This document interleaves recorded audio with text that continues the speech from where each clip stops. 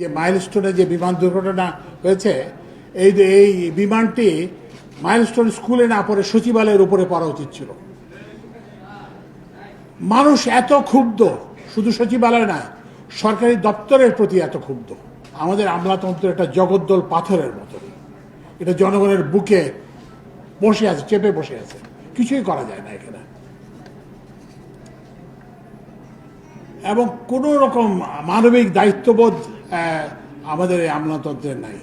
সবাই অফিসে আসেন, যান, গাড়িতে চলেন, কিন্তু যে এই যে দৈনন্দিন যে মানুষের জীবনের যে সমস্যা, সেই সমস্যাগুলোর ব্যাপারে তাদের কোনো ইয়ে নাই। চিঠি চালাচালি করেন, এই রুম থেকে ওই রুমে চিঠি যায়, এই রুম থেকে সেই রুমে চিঠি যায়, সভা হয়, সমিতি হয়, তারপরে লাঞ্চ হয়, তারপরে কি বলে স্ন্যাক্স হয়, কিন্তু কাজটা কিছুই হয় না। যত কিছুই করার চেষ্টা করেছে সব কিছুই আটকে আছে।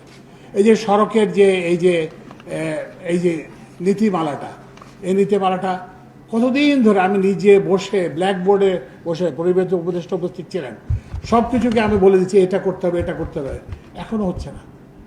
কারণ তারা এটা পরিবর্তন চান না, কারণ তারা চান যে তাদের যে সুযোগ সুবিধা, পে স্কেল, এগুলো বাড়াতে হবে, তাদের দুর্নীতির সুযোগ বাড়াতে হবে, কিন্তু সাধারণ মানুষ যে গোল্লায় যাক এটা নিয়ে তাদের কোনো মাথা ব্যথা নেই। আমরা মনে করি আমরা সরকারি কর্মচারী, জনগণের সেবক, কিন্তু জনস্বার্থ তাদের মাথায় নাই।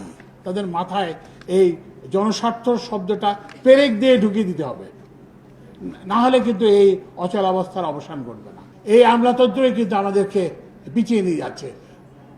এই আমলাতন্ত্রই কিন্তু আমাদের যে ভাগ্য উন্নয়নে প্রধান প্রতিবন্ধক হয়ে দাঁড়িয়েছে।